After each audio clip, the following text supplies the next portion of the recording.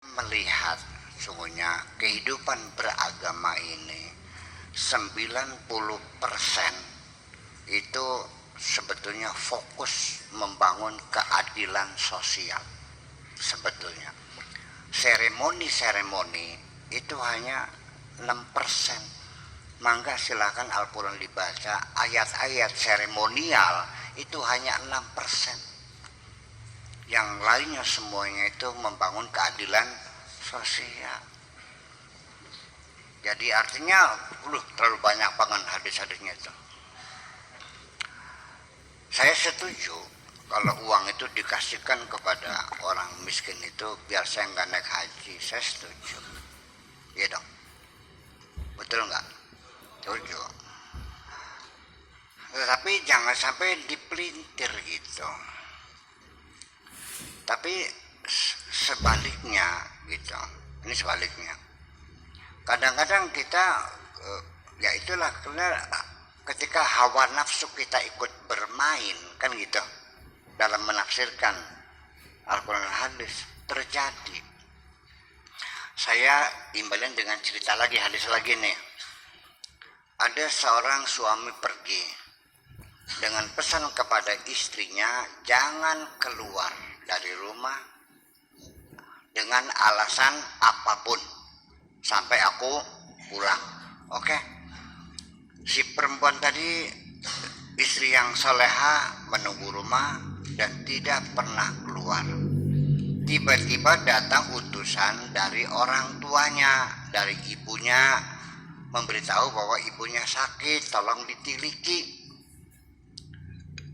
Dia nggak mau karena suami saya itu tidak melarang saya keluar rumah. Ibunya marah, masa anak nggak mau lihat ibunya? Sampai akhirnya diadukan kepada Rasulullah. Rasulullah, saya punya anak perempuan, suaminya tidak mengizinkan melihat aku lagi sakit. Bagaimana? Rasulullah, betul, anakmu tidak salah. Oh begitu, ya udah. Sampai sakit parah, disuruh lagi, nggak datang juga. Tetap akhirnya mengadu ke Rasulullah lagi. Anakku bagaimana mas? Ibunya sakit parah nggak boleh melihat. Boleh nggak istri meninggalkan rumah? Suaminya nggak ada karena ibunya sakit parah. Kata Rasulullah, tidak bisa, harus tinggal di rumah. Suamimu lebih diutamakan di atas segala-galanya. Sampai ibunya mati disusulin, nggak bisa datang karena belum mendapat izin dari suaminya. Diadukan sama Rasulullah, Rasulullah mendukung itu anak perempuan betul patuh pada suaminya. Biarkan ibunya dikubur, nggak usah ngeliat, yang penting itu pada suaminya. Nih hadis ini senjata laki-laki untuk mengkritik perempuan, saya paham kok. Sekarang, ya enak kamunya kan punya begitu tuh. Jujur aja nih mah. Tidak masuk akal, tidak mungkin Rasulullah akan mengizinkan seorang anak tidak boleh melihat ibunya mati. Mana lagi manusiawi, logika yang kita pakai ya. Dan saya bukan karena tidak percaya hadis, karena saya sangat mencintai Rasulullah. Tidak mungkin Rasulullah sekejam itu. Itu aja persoalannya. Saya nanya dong itu, logika berbicara. Iya masa anaknya ibu mati nggak boleh ngelihat, gimana lagi? Nah, kita terusnya lagi hadis itu. Setelah dikubur, dikasih tahu keluarganya, wahai saudaraku, ibumu sebetulnya masuk neraka hanya karena anak perempuan yang soleha nurut suami. Itulah ibumu tidak jadi masuk neraka. Aduh. Seperti itulah kira-kira. Jadi artinya itulah kadang-kadang hadis juga disetir gitu. Itu kepentingan juga persoalannya, Ma. Ya, aslinya ya tergantung waduh kesirannya barang. Ya, itu hati-hati. Jadi hadis ini juga sama. Saya setuju bahwa itu bisa saja Allah sekalipun bukan status hajinya, tetapi Allah memberikan imbalan yang sebanding dengan haji mabrur. Ya kan begitu. Suatu hari, hadis lagi, ada seorang, tapi hadisnya mungkin apa ini Israiliyat apa terserah lah, pokoknya itu berbunyi seperti ini. Orang itu selama hidup mencari Tuhan kemana-kemana, ketemunya ya dukun-dukun palsu lah, sampai ketipu ratusan juta gitu akhirnya mah. Setelah mati kan dipersalahkan, kamu ngapain mencari aku jauh-jauh muter-muter sampai ke mana? Apa namanya itu yang Kemukus, Kemukus, Gunung Serandil, segala macam muter-muter cari itu. Coba andaikan kamu waktu itu melihat tetanggamu yang mati, kamu takziah di situ. Ya kan? Kamu sudah ketemu dengan aku. Seandainya waktu itu engkau datangi tetanggamu yang kelaparan, kau bagi makanan.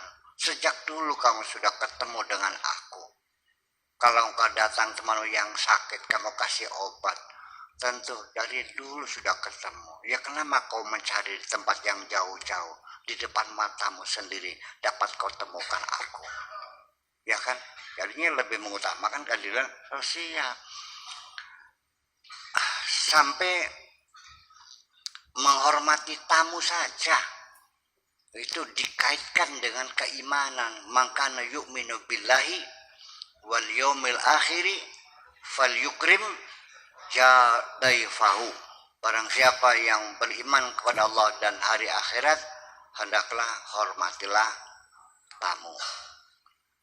Ini saya nggak mengerti orang berpikir begitu seenaknya tanpa logika.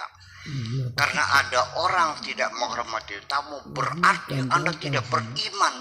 Orang mikir goblok banget sih.